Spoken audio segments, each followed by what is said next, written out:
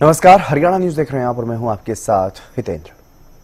पूरी दुनिया में साल दर साल पानी की किल्लत बढ़ रही है। धरती पर जितना पानी उपलब्ध है उसमें से सिर्फ 2.5% ही मीठा पानी है और इसमें से भी 1% मानव उपयोग के लिए उपलब्ध है। विश्व के जल संसाधनों में भारत की हिस्सेदारी 4% है। लगातार गहराता भूजल संकट भारत ही नहीं बल्कि पूरे विश्व के लिए एक बड़ी चुनौती बनने जा रहा है।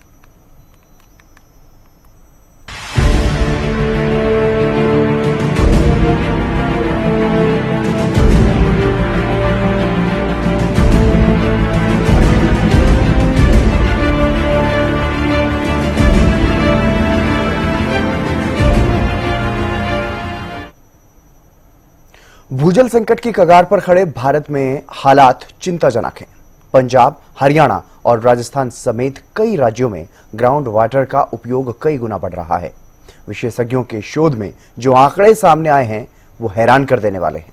पानी बचाने के लिए सोचने पर आप भी हो जाएंगे मजबूर। ये रिपोर्ट आप देखिए।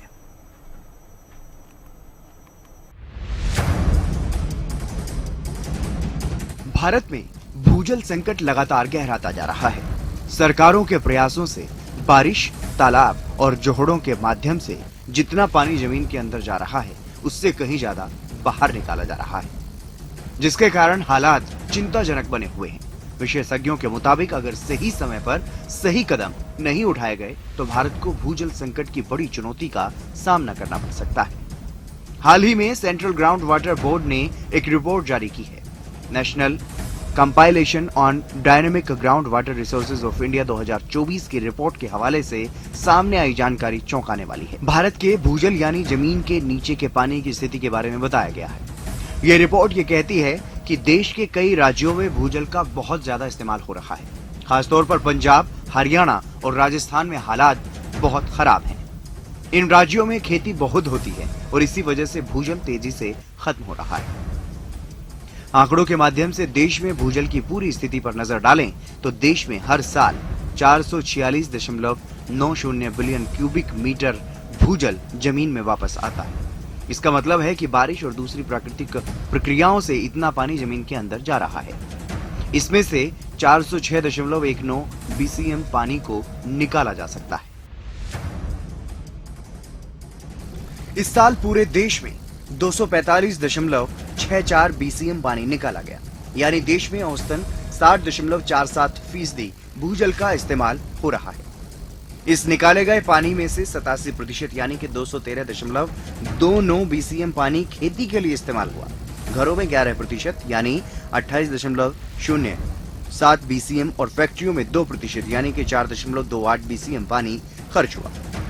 ये साफ दिखाता है कि खेती भूजल की सबसे बड़ी खपत करने वाली है।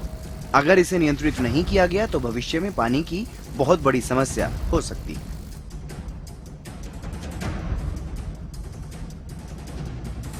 रिपोर्ट के मुताबिक भारत के कुछ राज्यों में हालात बहुत चिंताजनक बताए गए हैं।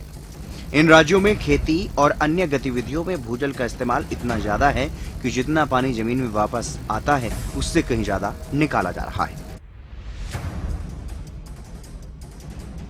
ऐसे राज्यों में पंजाब, हरियाणा, राजस्थान, दिल्ली और दादरा नगर हवेली व दमन दीव शामिल हैं। इन जगहों पर भूजल का इस्तेमाल 100% से भी ज्यादा है। पूरे देश में 6,746 जगहों पर भूजल की जांच की गई। इसमें से 751 जगहों पर हालात बहुत खराब है, यानी इन 751 जगहों पर जितना पानी जमीन में जाता है उससे ज्यादा बाहर निकाला जाता है। इसके अलावा 715 जिलों की बात करें तो 102 जिलों में भूजल का इस्तेमाल 100% से ज्यादा है। 64 जिले सिर्फ 3 राज्यों पंजाब, हरियाणा और राजस्थान में हैं। पंजाब के 23 में से 19 जिले, हरियाणा के 22 में से 16 जिले और राजस्थान के 33 में से 29 जिले इस सूची में।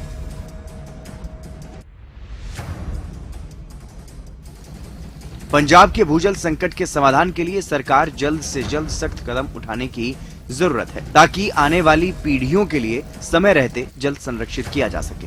आंकड़ों के माध्यम से पंजाब में भूजल की हालत पर नजर डालें तो पंजाब में 3 बड़ी नदियां सतलुज, ब्यास और रावी हैं। फिर भी भूजल का इस्तेमाल 156.87% है। जितना पानी जमीन में जाता है उससे 1.5 गुना ज्यादा निकाला जा रहा है।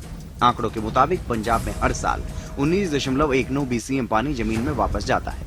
इसमें से 17.63 बीसीएम पानी निकाला जा सकता है, लेकिन इस साल 27.66 बीसीएम पानी निकाला गया। इस निकाले गए पानी में से 26.24 बीसीएम खेती के लिए इस्तेमाल हुआ। 153 जगहों की भूजल स्तर की जांच की गई। इनमें से 115 जगहों पर हालात बहुत खराब हैं, यानी 75.16% जगहों पर भूजल का इस्तेमाल जरूरत से ज्यादा है। संगरूर जिला इस मामले में सबसे आगे है। वहां भूजल का इस्तेमाल 313.24%, यानी जितना पानी जमीन में जाता है उससे 3 गुना से भी ज्यादा निकाला जा रहा है। ये बहुत ही चिंता की बात है। कृषि प्रधान प्रदेश हरियाणा के हालात भी कुछ अच्छे नहीं हैं। खेती में नहरी पानी के बाद सबसे ज्यादा भूजल के इस्तेमाल के कारण आने वाले समय में परेशानी की स्थिति खड़ी हो सकती है। यहाँ भूजल का इस्तेमाल 135.96% है। हर साल 10.32 बीसीएम पानी जमीन में आता है और इसमें से 9.36 बीसीएम निकाला जा सकता है। साल 2024 में 12.72 बीसीएम पानी निकाला गया। इस पानी में से 11.47 बीसीएम खेती के लिए इस्तेमाल हुआ। हरियाणा में 143 जगहों पर जांच हुई। इसमें से 88 जगहों पर भूजल का इस्तेमाल बहुत ज्यादा है, यानी 61.54 जगहों पर हालात खराब है। कुरुक्षेत्र जिले में सबसे ज्यादा 228.42% पानी निकाला गया। क्षेत्रफल की दृष्टि से भारत के बड़े राज्यों में शुमार राजस्थान में भी भूजल संकट की किल्लत लगातार बढ़ती जा रही है। राजस्थान में भूजल का इस्तेमाल 149.86% है। यहाँ हर साल 12.58 बीसीएम पानी जमीन में आता है। इसमें से 11.37 बीसीएम ही निकाला जा सकता है, लेकिन 17.05 बीसीएम पानी निकाला गया। इस पानी में से 14.51 बीसीएम पानी खेती के लिए इस्तेमाल हुआ। राजस्थान में 302 जगहों की जांच हुई। इसमें से 214 जगहों पर हालात खराब हैं, यानी 70.86% जगहों पर भूजल का इस्तेमाल बहुत ज्यादा है। जैसलमेर जिले में सबसे ज्यादा 228.42% पानी निकाला गया। ये पूरे देश में सबसे ज्यादा है। राजस्थान में पानी की कमी पहले से ही एक समस्या रही है। ऊपर से भूजल का गिरता हुआ स्तर अब और भी ज्यादा चिंता बढ़ा रहा है। बात अगर तमिलनाडु की करें तो लगातार भूजल का इस्तेमाल समस्या खड़ी करता जा रहा है। तमिलनाडु में औसतन 74.26% भूजल का इस्तेमाल हुआ, लेकिन 9 जिलों में यह 100% से ज्यादा है। हर साल 21.51 बीसीएम पानी जमीन में आता है। इसमें से 19.46 बीसीएम निकाला जा सकता है, लेकिन 14.45 बीसीएम पानी निकाला गया। इस पानी में से 13.51 बीसीएम खेती के लिए इस्तेमाल हुआ। तमिलनाडु के कई जिलों में 100% से ज्यादा भूजल का उपयोग हो रहा है। इनमें चेन्नई, डिंडीगुल, मय्यालाडुतुरई, नमक्कल, पेरम्बलूर, सलेम, तंजावुर, तिरुपथुर और वेल्लोर शामिल हैं। इन जिलों में भी भूजल की स्थिति पर ध्यान देना जरूरी है। अगर भूजल का इस्तेमाल इसी तरह से होता रहा तो कई बड़ी समस्याएं होंगी। सबसे पहले पानी की कमी हो जाएगी। खेती, घर और फैक्ट्रियों के लिए पानी नहीं बचेगा। खेती पर बुरा असर पड़ने वाला है। फसलें कम होंगी और किसानों की कमाई घटेगी। प्रकृति को भी नुकसान होगा। कुएं पूरी तरह से सूख जाएंगे, तालाब खाली हो जाएंगे और जमीन नीचे धंस सकती है। इससे देश की अर्थव्यवस्था पर भी बुरा असर पड़ सकता है। पानी की कमी से कई काम रुक सकते हैं।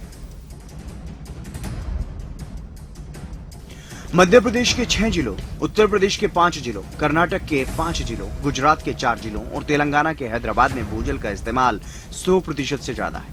इन जगहों पर भी पानी की कमी का खतरा मंडरा रहा है। रिपोर्ट में सामने आए जल संकट से जुड़े आंकड़े हैरान करने वाले हैं और समय रहते ठोस कदम उठाने की सख्त जरूरत है, ताकि दुनिया के सबसे बड़े आबादी वाले देशों में शुमार भारत की आगामी पीढ़ियों को जल संकट से बचाया जा सके। News desk, Haryana news.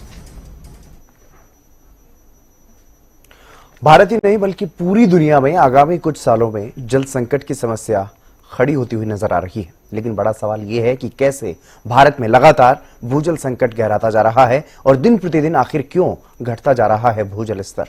इन तमाम सवालों के जवाब जानने के लिए यह रिपोर्ट देखिए।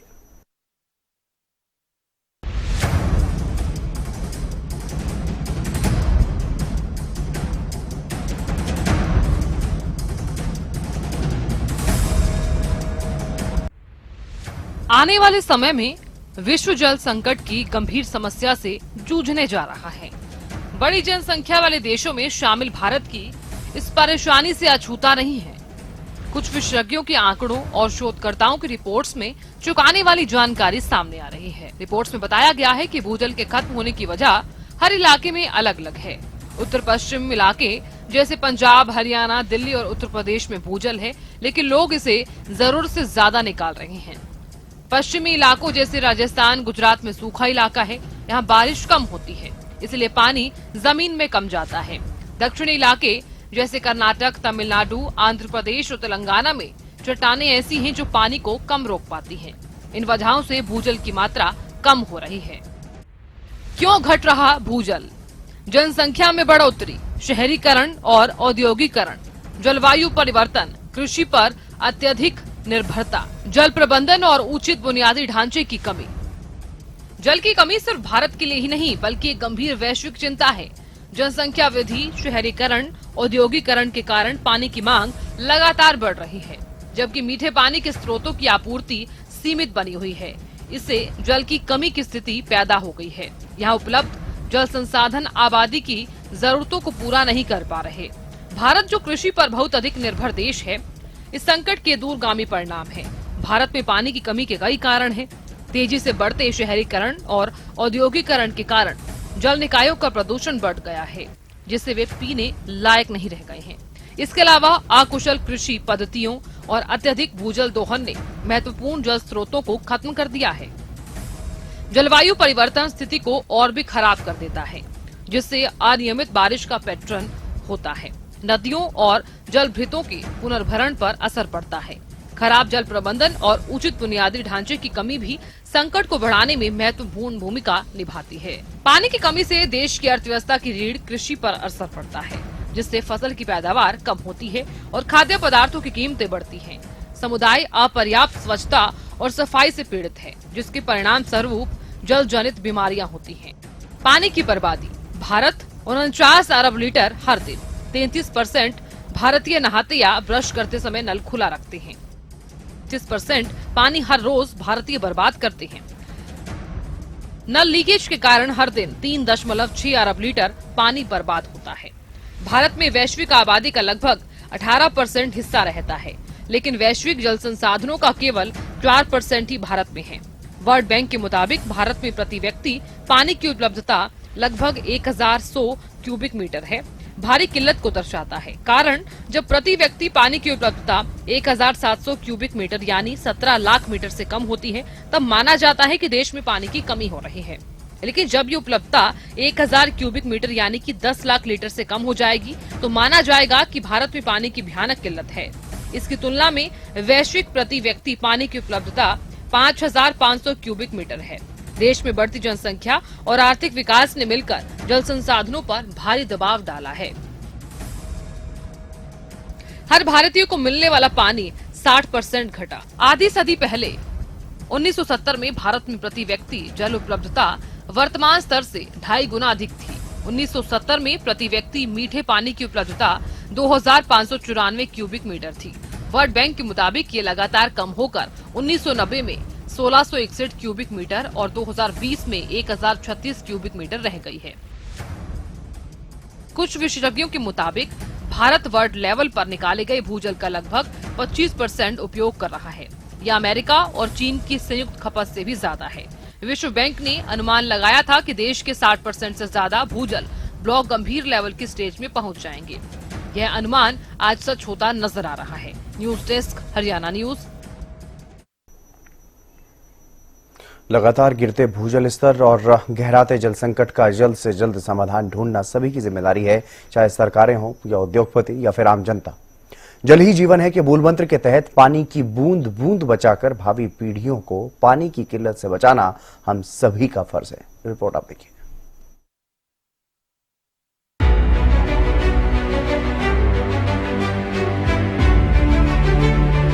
लगातार गहराते भूजल संकट से बचाव के लिए चाहे सरकार हो या फिर देश की जनता, समय रहते उचित कदम उठाना बेहद जरूरी है।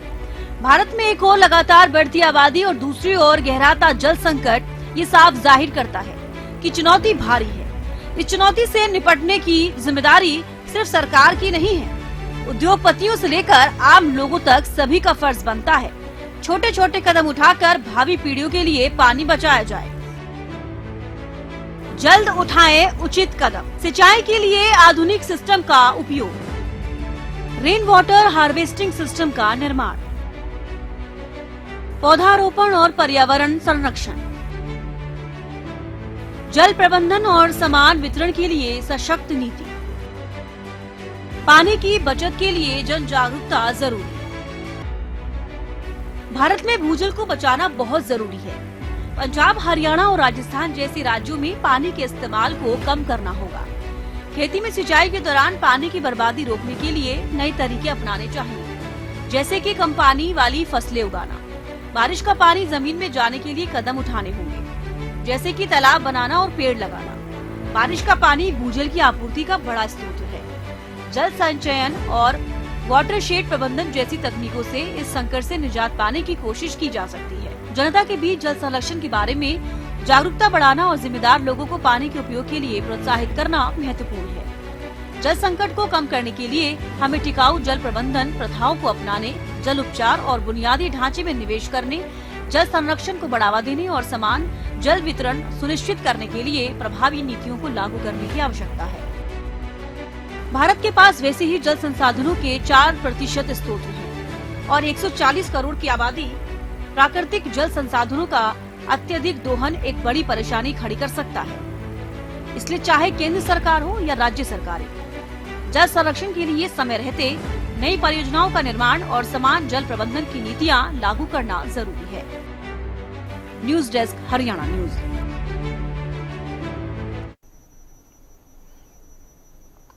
भारत सरकार की तरफ से पानी बचाने के लिए और बारिश के पानी को संरक्षित करने के लिए कैच द रेन नामक अभियान शुरू किया गया है। यह अभियान विश्व जल दिवस के मौके पर केंद्र सरकार और हरियाणा सरकार ने शुरू किया। यह अभियान हरियाणा से ही शुरू किया गया है। इस मौके पर हरियाणा के मुख्यमंत्री नायब सिंह सैनी और केंद्रीय जल शक्ति मंत्री CR पाटिल ने लोगों को खास संदेश भी दिया। एक रिपोर्ट आप देखिए।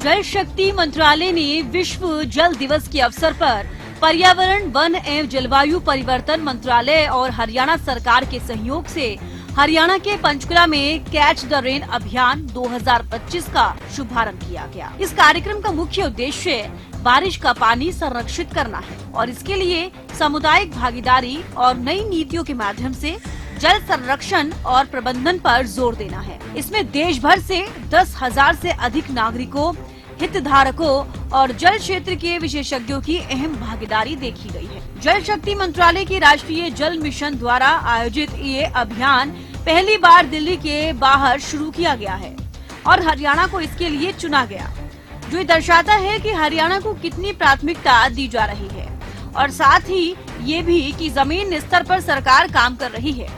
इस कार्यक्रम में केंद्रीय जल शक्ति मंत्री CR पाटिल, हरियाणा के मुख्यमंत्री नायब सिंह सैनी समेत बड़ी संख्या में गणमान्य लोग भी मौजूद रहे।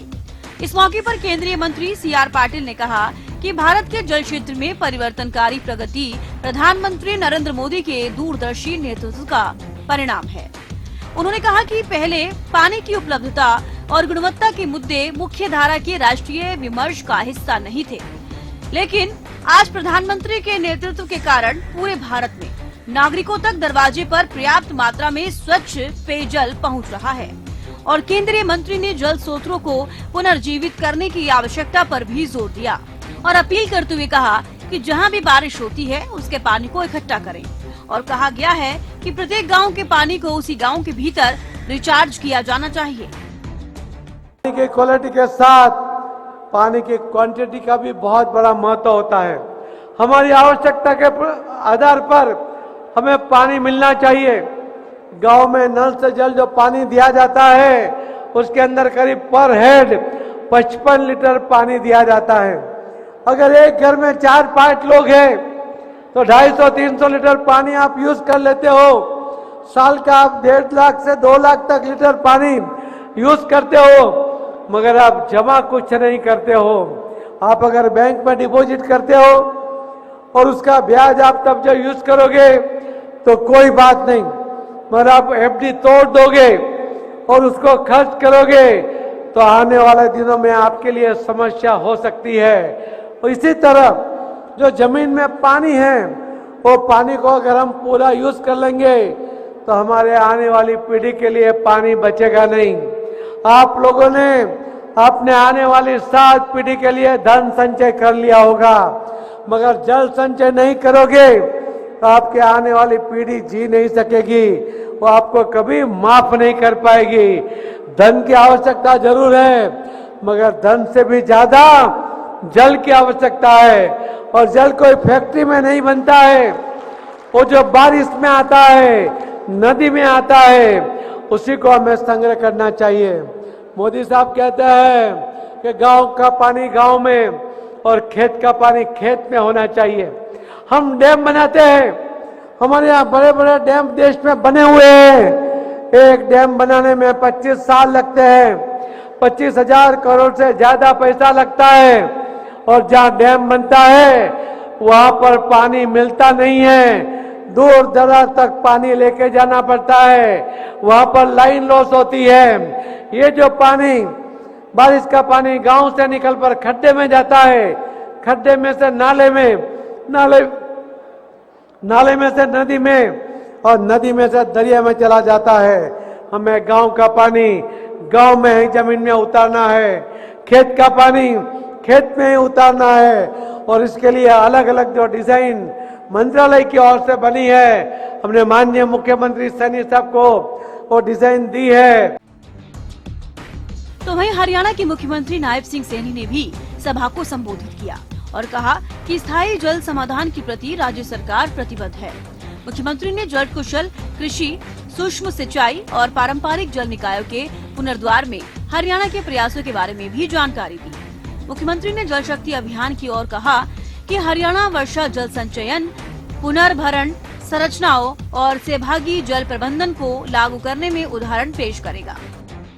यह केवल सरकार की एक योजना का कार्य नहीं है, यह हमारे आज और हमारी आने वाली पीढ़ी के लिए कल का भी ये विषय है। साथियों, जल संरक्षण एक अभियान, एक आंदोलन, एक क्रांति है और मुझे खुशी है कि इसकी शुरुआत हरियाणा से हो रही है। मैं इसके लिए देश के यशस्वी प्रधानमंत्री आदरणीय नरेंद्र मोदी जी का आभार प्रकट करता हूं कि उन्होंने जल संरक्षण के इस शुभ कार्य का शुभारंभ हमारे हरियाणा से किया है। मैं माननीय प्रधानमंत्री जी का आभार भी व्यक्त करता हूं। और साथियों, अगर नीति, नियत और नेतृत्व सही हो तो समाज में भी परिवर्तन आता है और देश में भी आता है। मुझे खुशी है कि माननीय प्रधानमंत्री जी ने इस बात को सच करके दिखाया है। उन्होंने जिस प्रकार से सामाजिक मुद्दों को उठाया है, हम सब जानते हैं कि पानी की कमी क्या होती है। हरियाणा ने पानी की कमी को महसूस भी किया है और इसकी कमी से होने वाली दिक्कतों को सहा भी है। हरियाणा में अपने बहुत ज्यादा जल स्रोत नहीं है, हम पानी के लिए निर्भर हैं, फिर चाहे वो अन्य राज्यों पर हो, भूजल पर हो, और दोनों ही जल स्रोतों की अपनी ही सीमाएं हैं। लेकिन एक तीसरा स्रोत भी हमारे पास है, वह वर्षा के जल को बचाना, उसे संभाल कर और उसे सहेजना, ये हम सब की जिम्मेवारी है। जल शक्ति अभियान कैच द रेन 2025 ने जल संरक्षण के लिए एक समावेशी, रणनीतिक और लोगों द्वारा संचालित दृष्टिकोण की नींव रखी है। विश्व जल दिवस पर सरकार ने हर बूंद अनमोल के सिद्धांत के प्रति अपनी प्रतिबद्धता की पुष्टि की और प्रधानमंत्री नरेंद्र मोदी के नेतृत्व में एक सुरक्षित और टिकाऊ जल भविष्य की ओर निर्णायक रूप से प्रगति की है।